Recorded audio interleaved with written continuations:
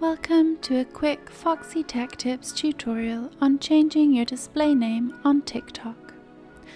If you find this tutorial helpful, please consider subscribing to my channel and liking the video.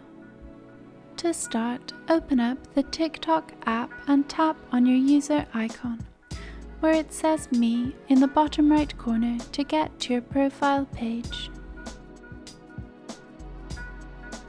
On your profile page, tap where it says Edit Profile. Tap on your current name to edit it.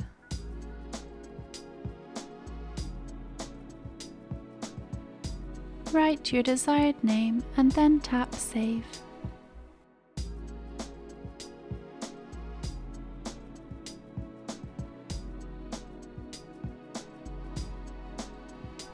Your TikTok name has now been changed, and that draws an end to this tutorial.